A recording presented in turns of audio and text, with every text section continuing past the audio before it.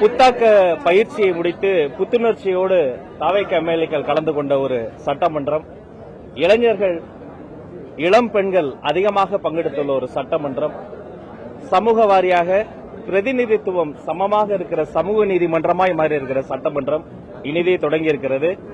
இந்த இணைய நாளில் மாண்புமிகு முதல்வர் அவர்களுக்கு, இதில் பங்கெடுத்த மாண்புமிகு ஆளுநர் அவர்களுக்கு, மாண்புமிகு பேரவைத் தலைவர் அவர்களுக்கு எங்களுடைய வாழ்த்துக்களை நாங்கள் தெரிவித்துக் கொள்கிறோம். ஏதாவது கேள்வி இருந்தால்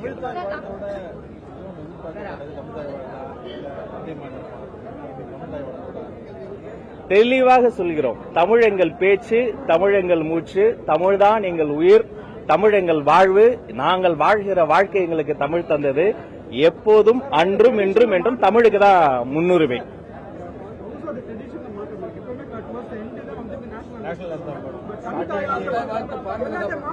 ஒன்றிய அரசு கொடுத்திருக்கக்கூடிய சுற்றறிக்கையை பொறுத்த வரைக்கும் ஒவ்வொரு அரசாங்க நிகழ்வு நடக்கிற இடத்திலுமே எடுத்த உடனே நேஷனல் சாங் வந்தே மாதரம் பாட வேண்டும் என்று இருந்தது. ஆனா தமிழ்நாடு அரசை பொறுத்த வரைக்கும் தமிழ்தாய் வாழ்த்து முதன்மையாக இருக்க வேண்டும் என்பதுதான் நம்முடைய இடம். மற்றபடி தேசிய கீதம் பாடுவதில் முரண் இல்லை. வேற தாங்க, அதுக்குதான் பதில் சொல்றேன். நேஷனல் சாங் வந்தே மாதரம் பாடணும்னு ஒன்றிய அரசு சுற்றறிக்கையே இருக்கு. அதை நம்ம ஃபாலோ பண்ணல. தமிழுக்கு தான் முதலிடம், தமிழ் தாய்க்கு தான் முதலிடம், தமிழ் தாய் வாழ்த்து முதலில் பாடப்பட்டது. வந்தே மாதரம் வந்து அவங்க ஒன்றியர் சொல்றாங்க வந்தே மாதரம் பாடப்பட வேண்டும். அப்ப நீங்க இந்த வந்தே மாதத்தை பாடல அப்படின்றத எப்படி நம்ம எடுத்துக்க முடியும்? தேசிய கீதத்தை ஒரு இரண்டாவதாக பாடுறீங்க, அதுவே அவை மரபுக்கு அவை மரபடி பின்னர் தான் மூன்றாவது முறையாக நான் பதில் சொல்கிறேன். தமிழ்தாய் வாழ்த்தோடு சட்டமன்றம் தொடங்கியது. தேசிய கீதம் பாடக்கூடாதுன்னு எதுவும் இல்லை. தேசிய கீதமும் இசைக்கப்பட்டது. இறுதியிலும் தேசிய கீதம் பாடப்பட்டது. இதுதான் பதில். இல்ல, முதல்ல வந்தே மாதரம் பாடணும் கூட தான் மரபு இல்ல. ஆனா வந்தே மாதரம் பல இடங்கள்ல பாடினாங்க. நம்ம தமிழ்தாய் வாழ்த்துக்கு முன்னுரிமை கொடுத்திருக்கிறோம். அது மட்டும் கிடையாது, சட்டமன்றத்திற்கு என்று ஒரு கண்ணியமும் மாண்பும் இருக்கிறது. ஜனநாயகத்து பூர்வமாக எதிர்க்கட்சிகள் அவர்களுடைய எதிர்வினை ஆற்றலாம். இன்றைய தினம் கூட திமுகவினுடைய மாண்புமிகு சட்டமன்ற உறுப்பினர்கள் அவங்க பேட்ஜ் ஏதோ குத்திட்டு வந்தாங்க. இந்த டெமோக்ரஸியுடைய பியூட்டியே ஜனநாயகம் என்பதே எதிர்க்கட்சிகள் அவர்களுடைய எதிர்ப்பை காட்டலாம், அதற்கு இடம் தரலாம். ஆனா ஒன்னே கொஞ்சம் ஜஸ்ட் மிஸ், அவங்க போன ஆட்சியில் அப்படி வந்திருக்கணும். கொஞ்சம் காலத்தாவதான் இந்த ஆட்சியில் வந்துட்டாங்க.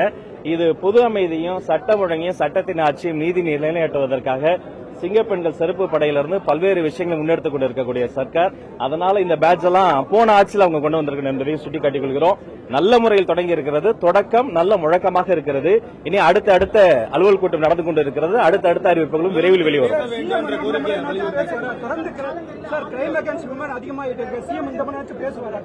இல்ல, கிரைம் அகேன்ஸ்ட் உமன் வந்து ஒரு போலீஸ் ஸ்டேஷன்ல ஒரு விக்டிம் வந்து அந்த அப்பா அம்மா வந்து குழந்தைகள் மீது இப்படி ஒரு அபியூஸ் நடந்துருச்சு, அவனுக்கு கேஸ் கொடுக்க வந்த அப்பா அம்மாவே அடிச்சு ஒரு கேஸ் போட்டாங்க. முன்பு 2024ஆம் ஆண்டு பாத்தீங்கன்னா சராசரியாக கிட்டத்தட்ட ஒரு நாளைக்கு 30 வழக்குகள் பதிவு செய்யப்பட்டதா சொல்றாங்க. அதை விட குறைந்திருக்கு. அதே சமயம் விக்டிம்ஸ் வெளியில வருவது அதிகரித்திருக்கிறது. பாதுகாப்பு உணர்வு போலீஸ் ஸ்டேஷன் அதிகமா இருக்கிறதால நிறைய விக்டிம்ஸ் வெளியில வராங்க. அதனால இதுதான் இப்போது நடந்து கொண்டிருக்கிற ஆட்சி என்பது பொது அமைதியை பாதுகாத்து துரிதமான நடவடிக்கை. இப்ப குற்றம் நடக்குதா, உடனடியாக எந்த பாரபட்சமும் இல்லாமல் துரிதமாக நடவடிக்கை எடுக்கப்பட்டு அதிகபட்ச தண்டனையை வாங்கி கொடுப்பதற்கான வேலைகள் நடந்து கொண்டிருக்கிறது. ஒவ்வொருத்தரா இல்லையே, தமிழ்தாய் வாழ்த்து பாடப்பட்டது, அதை சொல்லவே மாட்டீங்களே.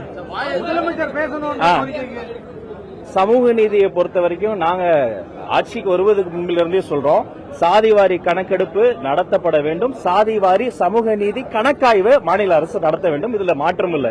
அன்று சொன்னதான் இன்றும் சொல்றேன். ஏன்னா இது சமூக நீதியே, அப்பதான் ரூட்ஸ்ல என்ன போயிருக்குன்னு பார்க்க முடியும். பிற்படுத்தப்பட்ட வகுப்பு, மிகவும் பிற்படுத்தப்பட்ட வகுப்பு, ஒடுக்கப்பட்டவர்கள்லயே ஒரு செக்டர் வந்துட்டாங்களா, இன்னொரு செக்டர் வரலையா, ரூட்ஸ்ல போயிருக்கா, முதல் தலைமுறை பட்டதாரி யாரு, பெண்கள் படிச்சிருக்காங்களா, பட்டது எல்லாம் எப்ப வரும்னா கணக்கெடுப்பும் கணக்காயும் நடந்தாதான் வரும். அதோடைய ஏற்கனவே இருக்கக்கூடிய விஷயங்களை நம்ம மீண்டும் வலியுறுத்தி இருக்கிறோம். அவங்க பண்ணலையே, நாம இதுல அழுத்தம் ஏற்படுத்தும் சொல்லி இருக்கிறோம். அவங்க மேடையில சொன்னாங்க, சட்டமன்றத்தில் சொல்லல. ஆனா நாம இதை கடுமையாக பின்பற்ற போகிறோம் என்பதற்கான எடுத்துக்காட்டு தான் இது. கணக்காய்வை மாநில அரசு பண்ணோம், சாதிவாரி கணக்கெடுப்பு மத்திய அரசு பண்ணணும், அதற்கான அழுத்தத்தையும் நாங்க கொடுப்போங்கிறத சொல்லிட்டோம். ஒவ்வொருத்தரா சார் ஏற்கனவே விரிவாவே உங்க சேனல்லே நான் சொல்லியிருக்கிறேன். சாதிவாரி கணக்கெடுப்பை பொறுத்த வரைக்கும் எப்படி நடத்தணும், மற்ற மாநிலங்களில் சாதிவாரி கணக்காய்வுகள் எப்படி நடத்தினாங்க, உயர்நீதிமன்றத்தில் உச்சநீதிமன்றத்தில் என்னென்ன வழக்குகள் இருக்கு, வழக்கினுடைய தீர்ப்புகளை எப்படி பின்பற்றணும் என்பது தெளிவா விரிவா உங்க சேனல்லே பேசியிருக்கிறேன். சுருக்கமா சொல்றேன், சாதிவாரி கணக்கெடுப்பை ஒன்றிய அரசு நடத்தணும், சாதிவாரி கணக்காய்வு மாநில அரசு நடத்தும், இது இரண்டும் நடைபெறும். நாங்க பின்பற்றக்கூடிய ஒரேயால் மாண்புமிகு முதல்வர் சி ஜோசப் விஜய் அவர்கள் மட்டும்தான். மக்களை முன்னிலைப்படுத்தி பதில முடிக்க விடுங்க நண்பா.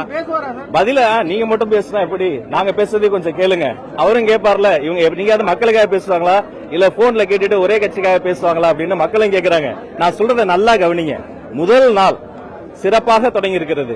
சமூக நீதி காம்ப்ரமைஸ் இல்லாம தொடங்கி இருக்கிறது. அதுக்கு இந்த சட்டமன்றமே பிரதிநிதித்துவம். இத்தனை ஒடுக்கப்பட்ட, இத்தனை பிற்படுத்தப்பட்ட, இத்தனை பெண்களுக்கு ஈக்குவலா ஜெண்டர் ஈக்குவாலிட்டியோட ஒரு கேபினெட் நடந்திருக்கு. இது எல்லாமே எதோடைய அறிகுறினா ஜனநாயகத்தினுடைய பாதையில் சென்று கொண்டிருக்கிறோம். யாரையும் பின்பற்ற வேண்டிய அவசியம் கிடையாது. நாங்கள் பின்பற்றக்கூடியவர்கள் எங்கள் கொள்கை தலைவர்கள், பகுத்தறிவு தந்தை பெரியார், அண்ணல் அம்பேத்கர், வீரமங்கை வேலு நாச்சியார், அஞ்சலை அம்மாள், கர்ம வீரர் காமராசர் அவர்களை பின்பற்றி வீர நடை போட்டுக் கொண்டிருக்கிறோம். கொடுத்த வாக்கை காப்பாற்றினார் முதல்வர் விஜய். 2-3 ஆண்டுகளாக இருட்டடிப்பு செய்யப்பட்ட சட்டமன்ற நேரலை மீண்டும் தொடங்கி இருக்கிறது. இனி சட்டமன்ற நேரலை தொடரும். இது ஜனநாயகத்திற்கு மிகப்பெரிய ஒரு எடுத்துக்காட்டு. டிரான்ஸ்பரண்ட், குட் அண்ட் கிளீன் கவர்னன்ஸுக்கு இன்றைய நிகழ்வு ஒரு எடுத்துக்காட்டு. நன்றி.